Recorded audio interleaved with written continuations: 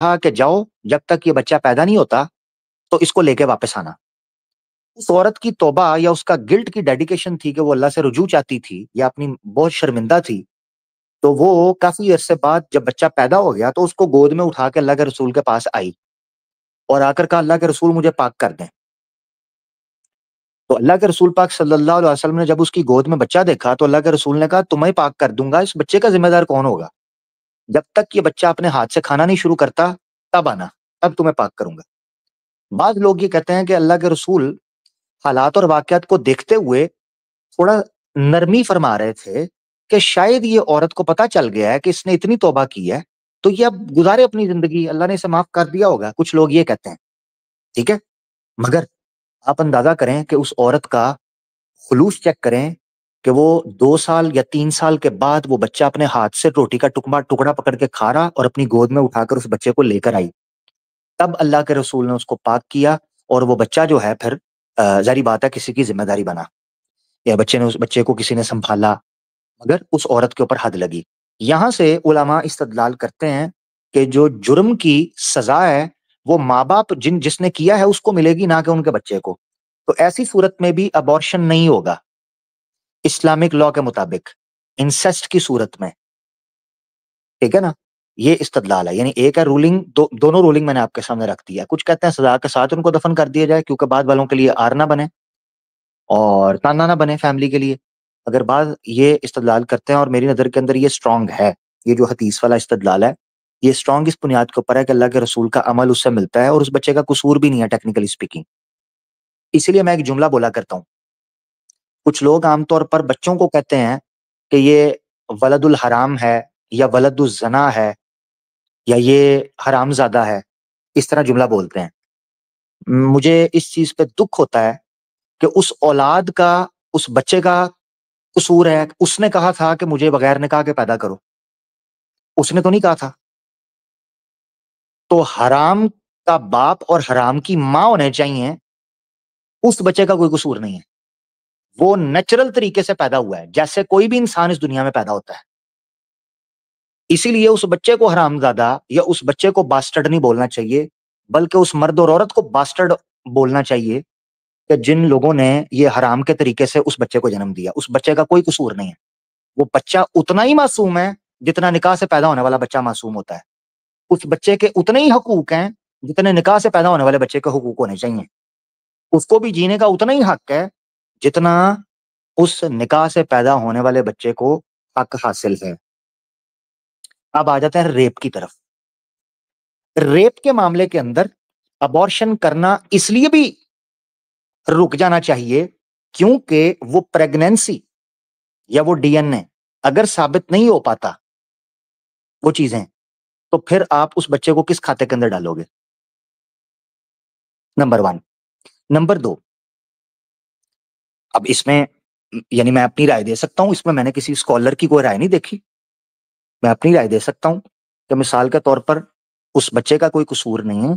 अगर चलें ये कह सकते हैं, यानी ये इज्तिहादी मसला है, इज्तिहादी मसला है। तो इसमें ये कह सकते हैं कि अगर वो ऐसी एज के अंदर है जिसमें ज्यादा टाइम नहीं गुजरा, तो मेडिकली देखकर किया जा सकता है कि उस औरत को नया चांस मिलना चाहिए जिंदगी शुरू करने का जिसके साथ रेप हुआ है।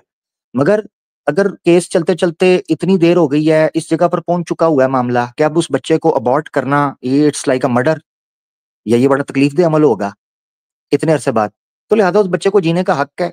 उसमें गवर्नमेंट को चाहिए कि वो ऐसा माहौल पैदा करे कि उस औरत को नई जिंदगी शुरू करने का मौका मिले। वो इलाका चेंज कर दे, नई जगह पर चली जाए, नहीं जो जिस इलाके के अंदर रह रही है उस इलाके के अंदर लोगों को इतना मैच्योर या इतना एजुकेट किया जाए कि वो उसको सपोर्ट करें, उसको सिक्योर करें, उसकी इज्जत करें। क्योंकि जो रेप की विक्टिम होती है उसका कसूर नहीं होता, जिसने उसके साथ रेप किया होता है उसका कसूर होता है।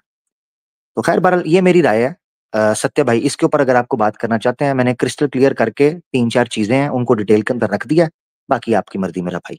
और वल्लाहु आलम बिस्सवाब, यानी ये मैं कोई हरफे आखिर नहीं हूँ, बॉटम लाइन नहीं है। मैं बहुत सी जगह पर हो सकता है गलत हूँ, इसलिए किसी, जितने लोग मुझे सुन रहे हैं ना, इसको एक स्टांस के तौर पर या एक राय के तौर पर लें। याद रखें, मैं बहुत सी चीजों में जो मैंने आर्गुमेंट पेश किया, अगर आपको अच्छा लग रहा है, दलील की रोशनी में लग रहा है, तो आप इसको दोबारा चेक करके इसको मजीद वेरीफाई करना, ठीक है ना। हाँ। ये मेरी राय है। तो मैं गलत भी हो सकता हूँ, हो सकता है कोई प्रॉपर इंटेलिजेंट कोई स्कॉलर वो हो सकता है इससे ज्यादा बेहतर दलाइल की रोशनी के अंदर ज्यादा बेहतर बात कर सके, ठीक है ना? तो इसलिए इसको हतमी चीज ना समझना। जी सत्या भाई, आपको बात करना चाहते हैं कर लें, ये मेरी राय थी। अल्लाहु आलम बिस्सवाब।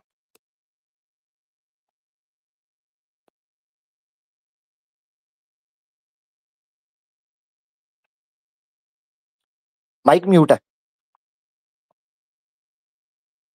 सत्या भाई का माइक म्यूट है।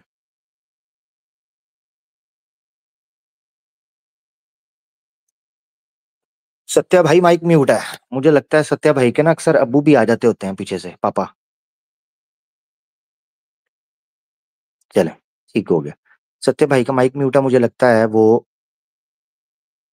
क्या करें अब, क्योंकि मैं चाह रहा था इस पर उनका रिस्पॉन्स आना जरूरी है, वरना शायद अच्छा ना लगे।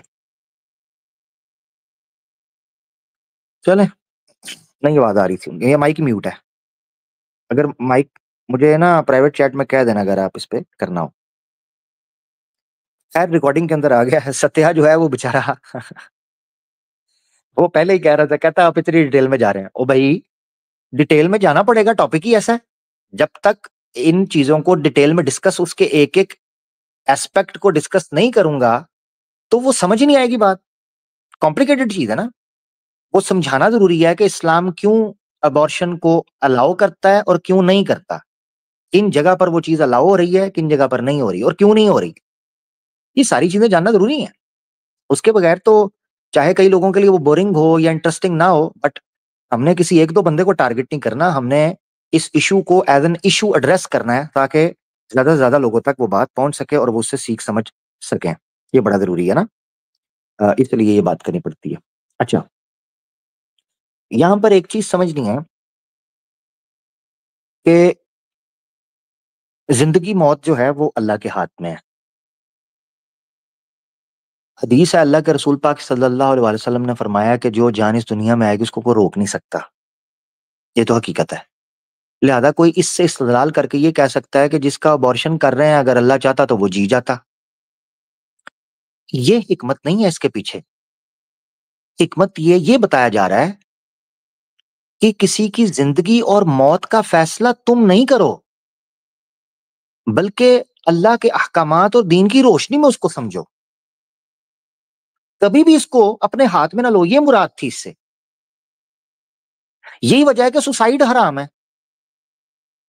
अगर इसका मतलब ये होता कि अल्लाह जिस जान को चाहता है वो ही जिंदा रहती है, इसका मतलब ये है कि तुम कभी अपने आप को मार नहीं सकते, कुछ कर नहीं सकते, तो कोई इंसान जो है वो, उसको फिर पकड़ा क्यों जाता है किसी जुर्म के ऊपर? कल कयामत के दिन सुसाइड का जुर्म क्यों मिलेगा उसे? वो तो कल को कह सकता है, अल्लाह मैं तो तेरी इजाजत के बगैर मार ही नहीं सकता था, मैं तो यही मतलब समझा था, लिहाजा मुझे सुसाइड की सजा क्यों मिल रही है? मारा ही तूने है मुझे, मैंने तो सुसाइड किया ही नहीं है। ठीक है ना, ये बात हो सकती थी। मगर ये फहम गलत है, इसमें कोई शक नहीं है। अल्लाह की मशीयत होती है, अल्लाह की इजाजत होती है, तो कोई इंसान कोई काम कर पाता है। इजाजत या मशीयत से मुराद ये नहीं है कि वो अल्लाह की रजा भी उसमें शामिल है, नहीं। चूंकि अल्लाह ने इंसान को फ्री विल दी हुई है, वो उसको इस्तेमाल करता है। उसका नतीजा अच्छा निकले या बुरा निकले, उसका जिम्मेदार इंसान होता है। ये है उसकी अंडरस्टैंडिंग। तो इसीलिए जल्दबाजी नहीं करनी चाहिए जिंदगी के मामले के अंदर। सुसाइड के हवाले से या ये चीजें, इस इंसान को अपनी जिंदगी जीने का हक हासिल है और उसको पूरी पॉजिटिविटी के साथ जीना चाहिए। इसी तरीके से जो बच्चा आ रहा है वो वाकई इस चीज के साथ है कि अगर एक इंसान है वो पूरे खुलूस और पूरी नीयत के साथ अल्लाह के सामने अपने आप को जवाबदेह समझता है, तो उसके लिए इंशाल्लाह ये आसानी होगी कि वो अपने बच्चों को इस दुनिया के अंदर अगर पैदा कर रहा है या वो बच्चे पैदा हो रहे हैं, तो उनको संभालने का भी इंशाल्लाह उसको तौफीक मिल जाएगी। या फिर वो पहले अपना मामला ना करे। यहाँ मैं अक्सर एक वाकया पहले भी एक बार सुनाया हुआ है तो बड़ा अन, हमारे कॉन्टेक्स्ट के एतबार से बिल्कुल ही ऑपोजिट है, मगर ये कॉन्सेप्ट समझाने के लिए कि अबॉर्शन जो है जिस वक़्त करने का फैसला कोई कपल कर रहा होता है, उनके माइंड में क्या चीज़ें चल रही होती हैं। जो इंटरनेशनल सिंगर है जस्टिन बीबर, जस्टिन बीबर की माँ जो है, जिस वक़्त जस्टिन बीबर पॉपुलर होना शुरू हुआ था अपने सॉन्ग से, बच्चा था उस वक़्त छोटा-सा, टीनेज में, तो उसकी माँ का इंटरव्यू मौजूद है यूट्यूब के ऊपर। तो जस्टिन बीबर की जो माँ है वो कहती थी कि जस्टिन बीबर जिस वक़्त मेरे पेट में था, उस वक़्त जो है मैं अबॉर्शन करवाना चाह गई थी और मैंने अपॉइंटमेंट भी ले ली थी। वो कहती है पता नहीं क्यों, मेरा माइंड चेंज हुआ, हॉस्पिटल में मौजूद थी, मेरी अपॉइंटमेंट थी, तो मैंने कहा नहीं, ये बच्चा मैं रखती हूँ। तो कहती है वो आज जस्टिन बीबर बना हुआ है, ठीक है? मैं कोई इसको ये चीज़ नहीं कह रहा कि वो को बड़ा अच्छा को आइडियल सिचुएशन के तौर पर पेश कर रहा हूँ। ये एक रियलिटी है जो एक औरत ने वेस्ट के अंदर इतने बड़े सेलिब्रिटी जो इस वक़्त आपको लगता है कि बहुत बड़ी को जनाब सिंगर है और बड़ा कोई लोग उसकी फैन फॉलोइंग है, उसके बारे में ये बात बताई जा रही है, ठीक है? अब वेस्ट के लिबरल लोग ही सोचें, वेस्ट के लिबरल लोग ही सोचें कि अगर अबॉर्शन को इस हद तक प्रमोट किया जाए, तो कितने-कितने क्रिएटिव और इनोवेटर से आप महरूम रह जाएँगे। कितना-कितना टैलेंट जो है, उससे आप महरूम रह जाएँगे। लिबरल जो हैं, वो एक लिबरल पॉइंट ऑफ व्यू से देखें ना। हुँ, हम तो उसको गलत ही कहते हैं, उस चीज़ को कि आप अपनी क्रिएटिविटी को, अपने टैलेंट को फ़ोहश चीज़ों के लिए और दुनिया की ज़ीनत में खो जाने के लिए इस्तेमाल करो, हम तो उसको गलत कहते हैं। देखो, हम ये नहीं कहते कि कोई इंसान को आप उसकी ज़िंदगी खत्म कर दो, कि वो अगर कोई गलत काम या कोई ऐसी चीज़ हम ये कहते हैं उसको ठीक करने की कोशिश करो। हर बंदे के पास अपॉर्च्युनिटी अगर अगर अब सुनें ज़रा, अगर जस्टिन बीबर जैसे लोग मौजूद हैं, जो अपनी ज़िंदगी को इस तरह जी रहे हैं, हो सकता है आखिर में जाकर अल्लाह ताला उसको तो जुनैद जमशेद जैसे लोग भी हैं, जो पॉप कल्चर में अपनी पीक के ऊपर थे, ठीक है ना? अपनी पीक पर थे, 90s के अंदर अपनी पीक पर थे, अल्लाह ताला ने उनको हिदायत दे दी। अल्लाह मरहूम की बख्शिश फरमाए कि वो बंदा उस स्टारडम के अंदर से, उन चमकती-दमकती रोशनियों के अंदर से अल्लाह ताला ने उसको इस्लाम की तरफ लेके आए। ये चीज़ें हो जाती हैं। इसी तरह आप देखते हैं, बड़े-बड़े सिंगर्स हैं, बड़े-बड़े सेलिब्रिटीज़ हैं, बड़े-बड़े आर्टिस्ट हैं, बड़े-बड़े एक्टर्स हैं, बड़े-बड़े जनाब लोग हैं पॉपुलर, अल्लाह ताला उनको हिदायत देता है, वो इस्लाम की तरफ आ जाते हैं। तो मकसद कहने का ये है कि वजूद का होने का फ़ायदे भी हैं, लोग आ जाते हैं। इसीलिए ये वो सारी डिटेल थी जो मैं रखना चाह रहा था। तो अगर मैं देखता हूँ अगर सत्या भाई मौजूद हैं, वो आना चाहें तो वो अच्छा जी, मैं ज़रा ले लूँ इतराज़ के ऊपर। मैं देख रहा हूँ मेरे ख़्याल से एक्स मुस्लिम जो हैं वो दोबारा आए हैं, ठीक है?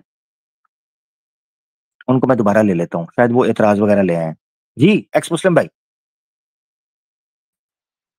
जी भाई, अभी थोड़ा एडम भाई की लाइव स्ट्रीम पे चला गया था देखने के लिए।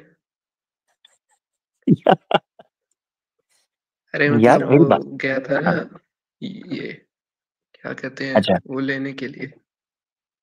अच्छा, अच्छा वो एतराज़ लेने के लिए, ढूँढा है? जी हाँ, हुँ, एक एतराज तो मिला कि अभी की मतलब मिला कि वो कह रहे थे कि कुरान में तो अल्लाह कहता है कि सब चीज जितने भी जानदार चीज है उनका तो जोड़ा बनाया है। तो हुँ, जो यूनिसेल्युलर चीजें हैं तो वो क्या क्या है फिर? हुँ, ठीक है। उसकी ऑडियो प्ले करो। ऑडियो यहाँ पे कैसे करूँगा? हाँ, फ़ोन से कर लो। लिंक दे दो मुझे। उसकी वीडियो का लिंक है ना और मुझे टाइम बता लिंक दो। अभी अभी लाइव कर रहा है वो, अभी बोला उसने? उसी में कहा है। हाँ। उसको हाँ, ठीक है। ऐसा कर, एक काम तुम्हें देता हूँ, ठीक है? हम्म, उसको बोलो एक तो उसको बोलो कि मेरा नंबर अनब्लॉक करे। साहिल साथ ठीक बैठा है। हुआ है, उसको बोलो अनब्लॉक करो। मैं कॉल करता हूँ, इसी चीज़ के ठीक है। ऊपर चैलेंज है उसे, ठीक है? ठीक है। अभी जाना है, आपने ये मेरा काम करना है। आप अभी जाना है आपने दूसरी आईडी से भी उस तो ज्वाइन कर सकते हैं। हाँ, आप करो, करो जॉइन। आप दूसरी आईडी से भी तो ज्वाइन कर सकते हैं उसके कौन लाइव पे। कौन कर सकता है? हुँ, भाई वो लाइव कर रहा है फोन में तो कैसे करेगा, बिजी होगा ना मतलब थोड़ा। नहीं, तो मैं मेरे पास फ़ोन है। उस दिन भी उसको लाइव में किया, उस दिन वो लाइव में मेरे साथ फोन पे बात कर रहा था, साहिल जो है। मेरे पास व्हाट्सएप मौजूद है, लाइव मुझे कहीं जाने जुने की जरूरत नहीं है, डायरेक्ट कॉल करूंगा घर के अंदर। बच्चों वाली अरे गेम तो नहीं चल अभी रही तो वो यहाँ पर, लाइव इधर आ जाओ, इधर आ जाओ, बच्चों का खेल नहीं है काका। डायरेक्ट कॉल कर अरे रहा हूँ, तो वो डायरेक्ट तुम्हारे बॉस को। कॉल की उसको बात अलग इसको है। इस चीज के ऊपर, उसको इस चीज के ऊपर चैलेंज है, वो जोड़े की बात कर अच्छा रहा मैं है। बोल क्या रहा इसका हूँ। जवाब, हाँ, इसका जवाब भी मिलेगा उसे, और बाइबल के अंदर से भी ये चीज साबित करूंगा। ठीक है, वो बोला। भाई बाइबल पे जाना ही क्यों है, हम लोग तो वो इस्लाम तो पे बात कर क्रिश्चियन है रहे ना, हैं। वो चूड़ा क्रिश्चियन है ना, तो जाना क्यों नहीं है। तो भाई क्रिश्चियनिटी पे बात करना है तो आपको पेस्टर के पास जाना है ना, मैथ्यू सोलोमन। पास्टर तो वो तो ले आ उसे, वो टकलू को भी ले आ। आप आप जाओगे ना भाई, आप क्लेम कर बहुत रहे हो अच्छे, मैं जब जीसस जाऊंगा। और क्राइस्ट। तू मेरे यार, तू मेरी गोदी में तू आया है और लेके मुझे कहीं जा रहा है, पर क्यों? मैं तो वजह? मैं तो इस्लाम पे बात करने आया हूँ ना। तो इस्लाम पे ही बात होगी, मेरी बात सुनो।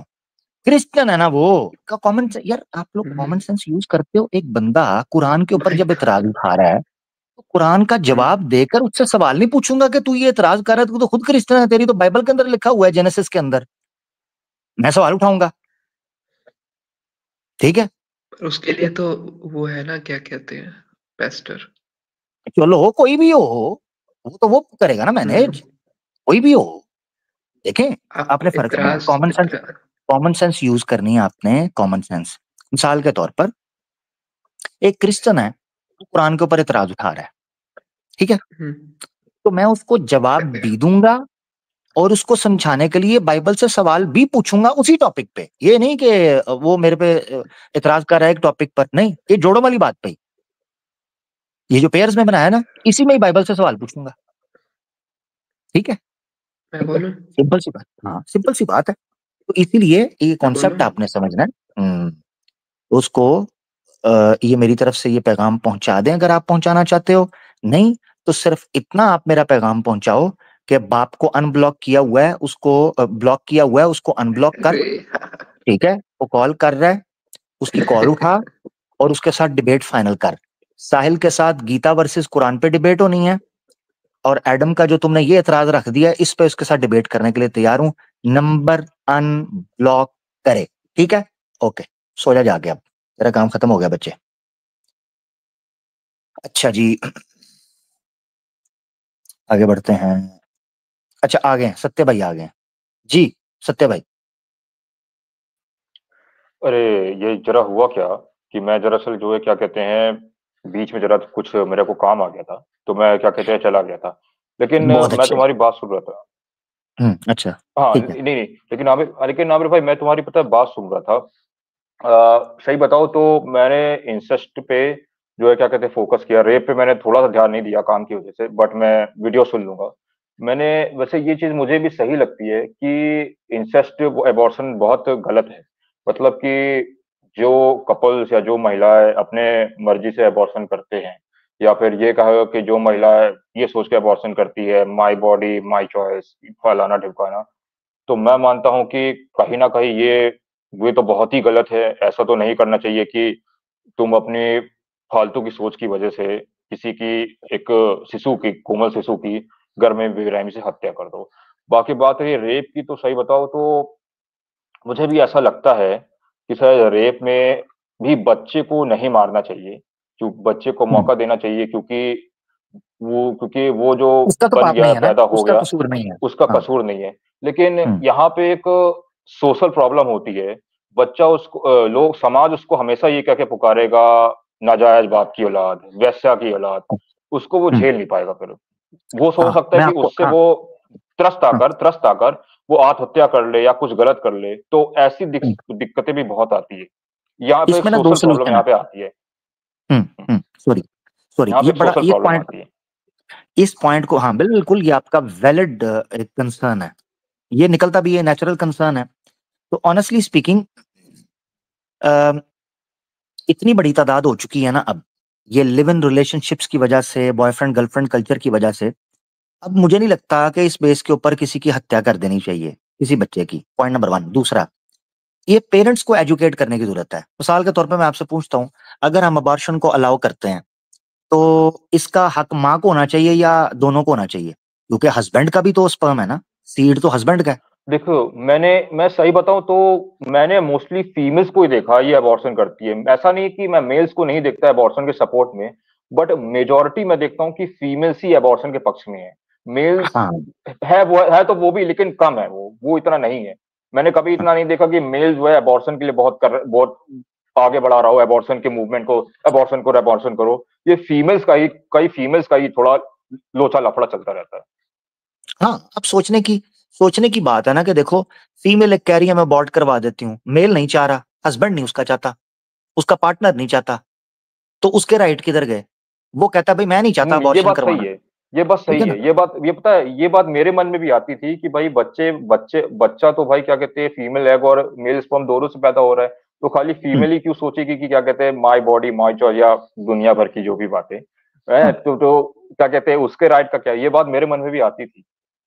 हम्म, लेकिन बिल्कुल। ये इस बात से अब पता है बहुत कम ही लोग अवेयर है, ज्यादा लोग अवेयर हम्म, नहीं है, बहुत कम ही लोग अवेयर हम्म, है। बिल्कुल ऐसा। अब आपने जो 2 पॉइंट्स उठाए हैं ना कि जो रेप के मामले के अंदर बच्चा ठीक है, उसका तो कोई कसूर नहीं है और बिल्कुल होना भी नहीं चाहिए। लॉजिकली स्पीकिंग, जिसने गुनाह किया सजा उसको मिलनी चाहिए। एक जान बीच में आ गई है, वो पैदा हो गई है, गवर्नमेंट्स मौजूद हैं, मुआशरा मौजूद है, हमें एजुकेट करने की जरूरत है माँ बाप को, नंबर 1। नंबर 2, माइग्रेशन भी एक सोल्यूशन होता है। मिसाल के तौर पर मैं एक चीज आपको बताता हूँ, आपको क्या लगता है कि जो रेप का विक्टिम होता है उसके लिए जीना आसान होता है? बच्चा तो आपने अबॉर्ट कर नहीं नहीं दिया, मगर वो लड़की, नहीं नहीं, नहीं होता उसके लिए हिंदुस्तान क्या में तो लड़की? हिंदुस्तान हम्म, में तो रेप के विक्टिम के लिए जीना बहुत आसान है। भाजपा को देखो ना, कैसे फूलों की मालाएं पहना रहे हैं रेपिस्टों को। हाँ, मगर क्या जो बात कर बिल्किस रहे हो बानो तुम? है, हाँ, वो देखो बिल्किस विनेश बानो, फोगाट के साथ हुआ, उसके साथ हो गया, बिल्किस बानो के साथ हुआ, उसके साथ हो गया। हम्म, चाय ये पानी बड़ा पूछना, स्ट्रॉन्ग, कुर्सी देना, फूलों की माला पहनाना, आओ भगत करना, ये सब चल तो रहा है भाजपाइयों में, देखो बिल्कुल ना। बिल्कुल बिल्कुल, इंडिया सत्य में सत्य इंडि, वचन। इन, इंडिया में तुम बीजेपी के साथ हो, तुम रेपिस्ट हो, टेररिस्ट हो, क्रिमिनल हो, जेब कतरे हो, कुछ भी हो, तुम्हारा स्वागत है, तुम सही हो। सही हो। अब सवाल ये उठता है कि हम उस बच्चे को अबॉर्ट करने की बात कर रहे हैं जो बेचारा रेप का विक्टिम और लड़की से पैदा हो रहा है, तो अब हम उसको इस वजह से अगर अबॉर्ट कर भी देते हैं कि यार समाज में इसकी सम्मान नहीं होगा, इसको लोग ताना मारेंगे, हो सकता है वो आत्महत्या कर ले। लड़कियां भी कर रही हैं रेप की विक्टिम, तो क्या करें? रेप की विक्टिम्स को भी मारना शुरू कर दें जो लड़की हैं? रेपिस्ट को नहीं, लड़की को भी नहीं जीने देते, लड़की को भी नहीं जीने देते। बच्चे को अबॉर्ट करा के तो बचा लिया, लड़की का क्या करें? हमारे मुआशरे में एक मूवी है यामी गौतम की, स्टैट्स के ऊपर है इसलिए उसको डिस्कस कर रहा हूँ या उसको रेफर कर रहा हूँ। Uh Wednesday, uh Thursday, sorry, uh Thursday, देखिए आपने? कौन सी मूवी? यामी गौतम की मूवी है अ थर्सडे। सुना है मैंने, देखा नहीं है, सुना है मैंने, शायद कुछ साल पहले आई है, ये मेरे कोई ध्यान नहीं आ हाँ रहा है। हाँ, कुछ साल सुना है पहले मैंने। आई है। हाँ, इस हाँ मूवी हाँ। का नाम है, इसका इसका इसका शायद ट्रेलर मैंने देखा है, शायद ट्रेलर हम्म, मैंने देखा है। ठीक है, बिल्कुल। ये जो मूवी है ना, ये स्टैट्स और फैक्ट्स के ऊपर बेस है। एक लड़की होती है, स्कूल बस के अंदर बचपन में उसका रेप हो जाता है, मगर उसको जस्टिस नहीं मिलता, तो वो बच्चों के स्कूल में टीचर बनती है, बच्चों को कर लेती है गन पॉइंट पे किडनैप। पुलिस इकट्ठी हो जाती है, शोर पड़ता है, शोर पड़ने पर पुलिस बाहर आती है। वो एक, वो कहती है कि फलां इंस्पेक्टर को बुलाया, मैंने उससे बात करनी है। जब वो बात करता है, कहता है मैंने प्राइम मिनिस्टर, लड़की यामी गौतम जो है ना वो टीचर बनी हुई है जिसका रेप होता है, वो कहती है कि मैंने प्राइम मिनिस्टर से बात करनी है। प्राइम मिनिस्टर उस वक्त फीमेल दिखाई हुई है, डिम्पल कपाड़िया, राजेश खन्ना की जो बीवी है, तो वो प्राइम मिनिस्टर है। वो कहती है मैंने इससे बात करनी है। क्लाइमैक्स में जो यामी गौतम जो के बचपन की विक्टिम है और डिम्पल कबाड़िया जो के प्राइम मिनिस्टर का रोल, इंडिया के प्राइम मिनिस्टर का रोल कर रही है, उनकी जो डिस्कशन है ना क्लाइमैक्स में, वो सुनने वाली है। आर्ग्यूमेंट जो है उसमें वो लड़की कहती है कि रेपिस्ट की सजा पब्लिक के अंदर सिवाय मौत के और कुछ नहीं होनी चाहिए। ये जो आप लॉन्ग ट्रायल्स चलाते हैं, सबूत मिला नहीं मिला फलाना ये वो डिले करते हैं, सबूत मिल भी जाएं तो आप उनको 2 साल अंदर डाल देते हो, 3 साल डाल देते हो। आमिर भाई एक मिनट, हम्म, एक यहाँ पे मैं एक बात रखना चाहूंगा। निर्दोष को सजा नहीं मिलनी चाहिए भाई। एक बात का नहीं ध्यान रखना, नहीं, निर्दोष को सजा मिलना बहुत अन्याय है। एक बात का ये भी ध्यान रखना, हमें एक बात का ध्यान रखना है, भावनाओं में बह करके हमें लड़की पे विश्वास नहीं करना है। ओके, रेप केस को सजा दो, लेकिन अगर लड़की झूठ बोल रही है कि वो भी तो देखो, पता चला किसी लड़की की जिंदगी बर्बाद हो गई, क्योंकि कुछ केसेस, कई केसेस तो ऐसे भी आते हैं।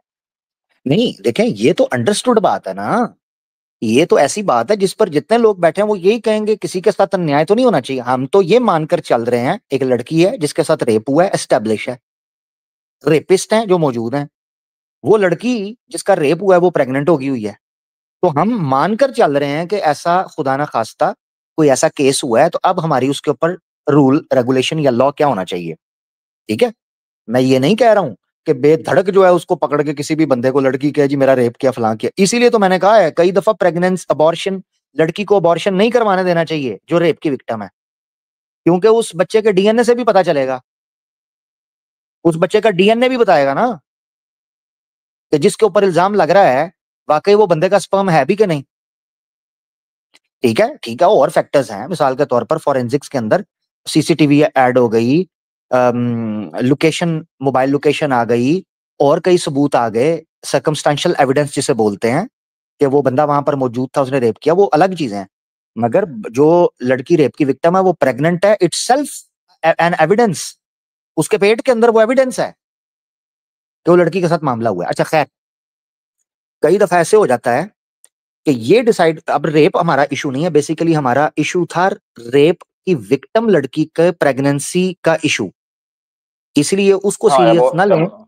हाँ, अबॉर्शन, नहीं नहीं, इसलिए देखो, उस केस। देखो, एबॉर्शन नहीं नहीं, देखो भाई, एबॉर्शन को लेके तुमने बताया ना, बात ये कि जो सोशल चैलेंजेस आ रहे हैं उससे बंदा कितना फाइट कर पाएगा।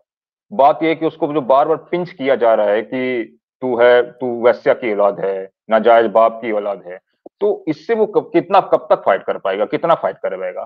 तो यार सोशल इस पे चैलेंज, मैं मानता हूँ नहीं नहीं, मैं मानता हूँ कि सोशल पोजीशन पर बंदा जो है वो कहीं ना कहीं गिर जाएगा। सोशल पोजीशन, मान लो अगर एबॉर्शन ना भी हुआ, वो पैदा भी हो गया, ठीक ठाक चल रहा है, तो सोशल पोजीशन पे तो लोग उसको परेशान कर करके पागल कर डालेंगे उसको, क्योंकि लोगों को तो यार मौका भी चाहिए, लोग सुधरने वाले, असल है में ना। देखो, तो यहाँ पे मैंने बंदा मैंने फाइट नहीं कर पाएगा। हाँ, मैंने इसीलिए कहा ना, मैंने इसीलिए आपको एक मिसाल देकर कहा कि बच्चे का अबॉर्शन इस बेस के ऊपर कि उसको जीने नहीं देंगे, ये बात वैलिड नहीं है, क्योंकि वो तो लड़की को भी नहीं जीने देते। मिसाल मैंने इसीलिए बताया कि रेप की विक्टिम जो लड़की है उसको अबॉर्शन करवा दिया, उसको जीने देंगे उस इलाके में सुकून से? नहीं, हमारे मुआशरे में वो लड़की के लिए जीना मुश्किल हो जाता है। ऑब्वियसली जो सोल्यूशन उस लड़की के लिए होगा ना, वही सोल्यूशन उस बच्चे के लिए भी है। क्या सोल्यूशन है? नंबर 1, उसको सोशली सिक्योर करना। नंबर 2, उसके इर्द गिर्द मोहल्ले के अंदर पुलिस के थ्रू पब्लिक को एजुकेट करवाना कि अगर इस लड़की ने किसी के बारे में कंप्लेन की कि इसको किसी ने ताना मारा है, तो स्पेशल इस तरह की टीम्स होनी चाहिए जो रेप के विक्टिम्स को सिक्योर करें सोशली, और उनकी काउंसलिंग करें, उनकी थेरेपीज करें, उनके इलाकों में उन पर नजर रखें। ऐसी टीम्स होनी चाहिए। तो जो सोशल सिक्योरिटी के प्रिकॉशंस और मेयर्स उस लड़की के लिए होंगे ना, रेप की विक्टिम के लिए, उस बच्चे के लिए भी होंगे। अगर इस वजह से बच्चे का अबॉर्शन कर दिया जाए कि वो जिएगा कैसे, तो वो तो लड़की के ऊपर भी सेम रूल आएगा, तो ये चीज गलत हो जाएगी। ठीक है, तो खैर देखो आगे भाई, बढ़ सकते मुझे हैं। मैं ऐसा मानता हूँ कि शायद दोनों तीनों के लिए जीना मुश्किल है। देखो जो क्या कहते हैं, जो जो कल्प्रिट है, मतलब जिसपे आरोप लगा है, जिसपे एलिगेशन है, अगर वो सही साबित हो जाता है तो उसके लिए जीना मुश्किल है। फिर उसको अब हर देश के हिसाब से क्या सजा मिलेगी वो अलग है। अब तो देखो मिलनी भी लड़की का जो चाहिए, मामला होता है। मिलनी भी चाहिए हाँ, सजा, सजा तो मिलनी भी चाहिए रेपिस्ट को। तो हर देश को अपने अपने लॉ है ना, अब कहीं पे कोई सजा वो मिलती है, कहीं पे होंगे, कोई सजा मिलती हमें है। उसके साथ कोई सिंपथी, हमें कोई सिंपथी तो नहीं चाहिए, उसके लिए भी तो बुरा होगा, तो होना चाहिए, रेपिस्ट के साथ तो बुरा होना चाहिए ना। क्या बात करते हो यार, ये बीजेपी वाले को देखो, सिंपैथी दिखाते तो है रेपिस्ट के प्रति, पता नहीं है क्या तुमको। वो तो गुड ब्राह्मण्स देखो है ना, ना, वो दे आर ब्राह्मण से गुड नहीं, ब्राह्मण्स। वो ठाकुर वाकुर भी सब ऐसे ही है थोड़े। हाँ, वो तो गुड चलो उनको ब्राह्मण्स छोड़ो, हैं, हम जो, न्यूज में है। हाँ खैर आगे बढ़ते हैं। हाँ, हम उनको जो बता रहे हम्म। थे, मुझे हिसाब से दोनों तीनों के लिए जीना मुश्किल होता है। तो मैं मानता हूँ कि भाई, अगर देखो सोसाइटी अगर अच्छी है तब तो फिर सही है, वरना तो भाई मैंने तो देखा है फैमिली भी कई बार सपोर्ट नहीं करती, फैमिली भी अगेंस्ट हो जाती है। एजुकेट करने की जरूरत है ना, यही तो बात कर रहा हूँ। असल चीज जो है ना, जो डिस्कस हम कर रहे हैं वो प्रेगनेंसी और अबॉर्शन है। जो रूल उस पे लगेगा वही लड़की के ऊपर लग रहा है, तो उसको प्रैक्टिकली हम लेकर चल सकते हैं। बस सिंपल सोल्यूशन ये निकल कर सामने आया। ठीक है ना, आगे बढ़ते अच्छा हैं।